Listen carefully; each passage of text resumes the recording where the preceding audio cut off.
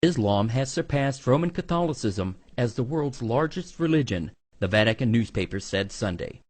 For the first time in history, we are no longer the top.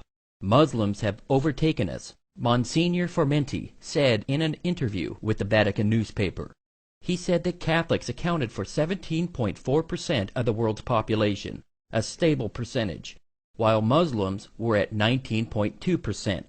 It is true that while Muslim families, as it is well known, continue to make lots of children, Christian ones, by this he means Roman Catholic, on the contrary, tend to have fewer and fewer, the Monsignor said.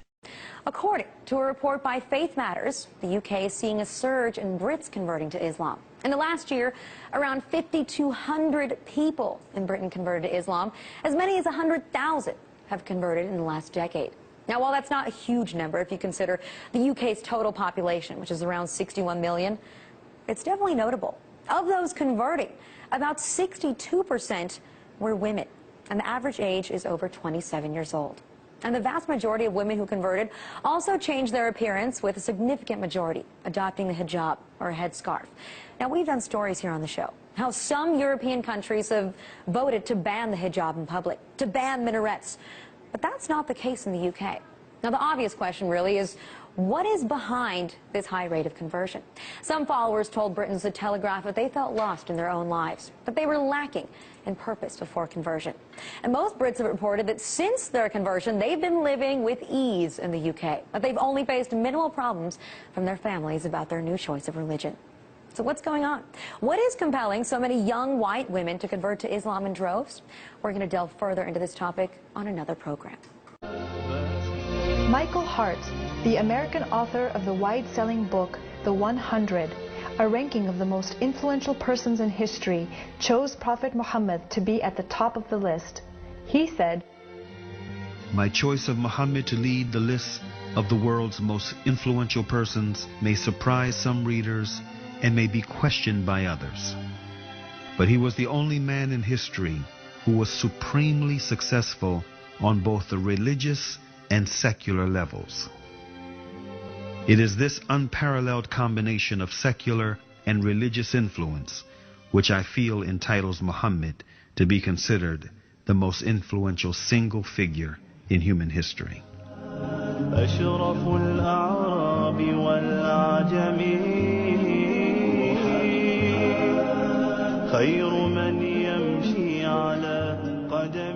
Many international intellectuals were impressed with Prophet Muhammad's personal qualities and expressed it in their writings.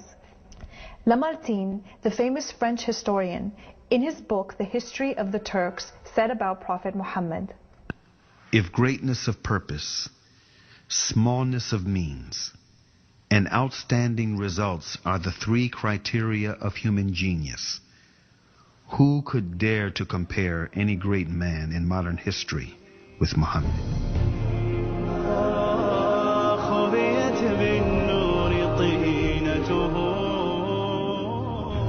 Mahatma Gandhi, the spiritual leader of the Indian independence movement and the pioneer of resistance through mass civil disobedience, said about Prophet Muhammad, peace be upon him, "I became more than convinced that it was not the sword that won a place for Islam in those days in the scheme of life. It was the rigid simplicity, the utter self-effacement of the Prophet, the scrupulous regard for pledges, his intense devotion to his friends and followers, his intrepidity, his fearlessness, his absolute trust in God and in his own mission."